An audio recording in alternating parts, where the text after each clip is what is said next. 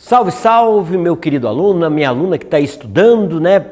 Fez sua tarefinha de casa? Resolveu os exercícios lá? Lembrou do que é uma relação, de como eu vou representar isso? Então vamos trabalhar aqui para você lembrar. Então observe uma coisa, eu tenho dois conjuntos aqui, o conjunto A e o conjunto B, ok? Aí eu quero determinar a relação entre A e B, A vezes B. Olha que interessante, o que eu vou fazer agora aqui? Eu vou formar pares ordenados e esses pares ordenados, eu vou pegar um elemento do A e um elemento do B para isso, né? Considerando que o A, os elementos são esses três elementos aqui e o B nós temos dois elementos. Então veja uma coisa, como a relação é A vezes B, os meus pares vão ser formados assim, o menos 2 com o 5, esse é o primeiro par, né? Lembre-se que é A vezes B, aí o menos 2 com 6, aí eu já esgotei todas as possibilidades para o menos 2, aí agora eu vou para o menos 1, aí ficaria menos 1 e 5, e aí menos 1 e 6, aí eu já esgotei todas as possibilidades para o menos 1, e depois agora eu vou para o 0, então seria 0 e 5 e 0 e 6, ok? Então eu encontrei todos os elementos da relação A vezes B, todos os pares ordenados que são formados pegando um elemento de A, formando, né, o X, e um elemento de B, formando ali o Y. Eu posso representar esses pontos num sistema de coordenadas cartesianas também. Agora B vezes A, agora é o contrário, né? Então B vezes A, eu vou pegar os elementos de B, então é 5 e menos 2. Agora eu vou pegar 5 e menos 1. E 5 e 0. Ok? Agora esgotou para o 5, agora eu vou para o 6. Então 6 e menos 2. Aí 6 e menos 1. E 6 e 0. Então aí eu já tenho todos os elementos que pertencem a essa relação B versus A, B vezes A, ok? Todos os pares ordenados formados por essa relação. Agora nós temos por último A vezes A, né? Então o que eu vou fazer? Para não confundir, eu vou escrever o A do lado aqui também. É interessante isso para você não se perder. Eu escrevo novamente o conjunto A, fica lá menos 2, menos 1 e 0. Então, começando aqui, tanto faz, né? Porque é A vezes A, mas eu vou começar com essa relação aqui. Então, eu tenho relação A vezes A. Menos 2 vezes menos 2, menos 2. Aí, menos 2, menos 1. Aí, menos 2 e 0. Ok? Agora eu vou para o menos 1. Então, menos 1, menos 2. Menos 1 e menos 1. E menos 1 e 0. Ok? Agora eu vou para o 0. Então, fica lá 0 e menos 2. Aí 0 e menos 1. E aí 0 e 0, ok? Então eu tenho todas as relações de A vezes B. Se eu fizesse o contrário, daria a mesma coisa. A única coisa que eu quero que você atente para um detalhe interessante, né? Observe que aqui eu tenho 1, 2, 3, 4, 5, 6. O conjunto A, ele tem 3 elementos, o conjunto B tem 2. Então o total de elementos seria 3 vezes 2. A vezes B, que daria 6 elementos. Quando eu faço B vezes A, não muda. A ordem dos fatores não altera o produto. Agora eu teria lá B, que são 2 elementos, vezes 3 elementos. Dá a mesma coisa. Se eu fizer B vezes A, eu vou ter 2 vezes 3.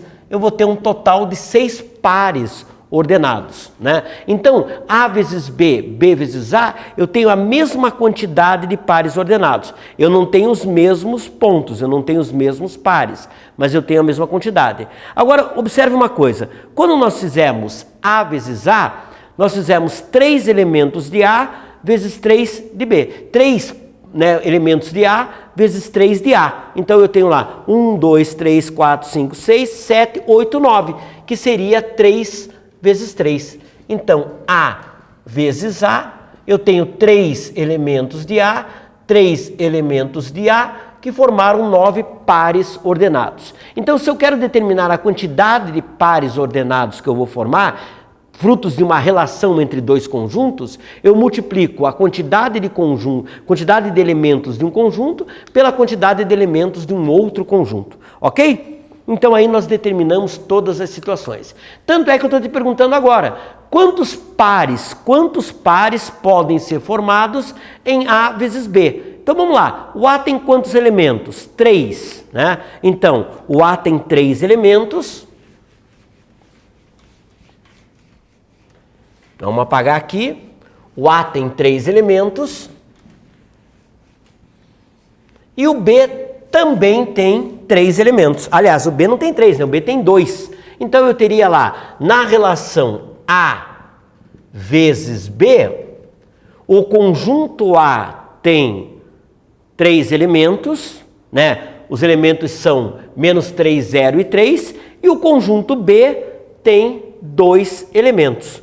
Então, 3 vezes 2, eu vou ter 6 pares ordenados. Lembrando que, se eu inverter a ordem da relação B vezes a quantidade de pares ordenados não muda, mas os pares ordenados serão diferentes. Lembra do problema anterior que nós tivemos aquela inversão. Então, cuidado com isso, aí a gente está perguntando só a quantidade de pares ordenados.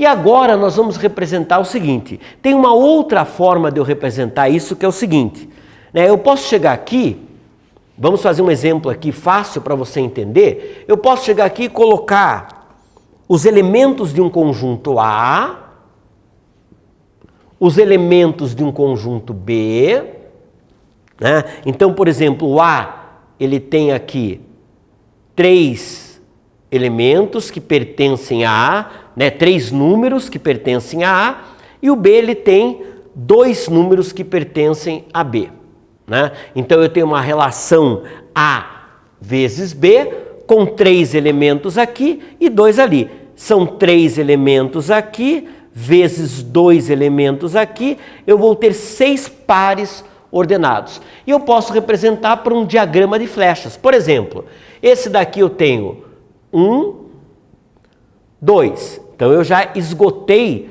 todas as possibilidades para esse primeiro elemento. Agora eu vou ter aqui, para esse daqui, 1, 2. Já esgotei todas as possibilidades para esse elemento. E agora eu vou pegar uma outra cor aqui para a gente trabalhar. Eu tenho com esse daqui também 1, trocar aqui que esse está falhando. Eu tenho aqui 1 e aqui 2. Então, na verdade, eu vou ter lá 1, 2, 3, 4, 5, 6 pares ordenados formados, né, criando aí um diagrama de flechas. No nosso caso aqui, vamos ver como é que ficou. Primeiro eu vou te fazer uma pergunta. Quantos pares eu vou ter nessa relação? Eu tenho 2 elementos de A e 3 elementos de B. Então eu vou ter 6 pares. Olha aqui, ó. Primeiro, o -10. Então, -10 e 0, -10 e 2, -10 e 23. Então, aí eu esgotei todos os pares ordenados com o -10 na primeira posição. -10 ali no X, né? Criando um par ordenado XY. Agora, o 15 aqui. O 15 eu tenho 0, o 2 e o 23. Então, eu tenho 1, 2, 3, 4, 5, 6 pares ordenados. Beleza?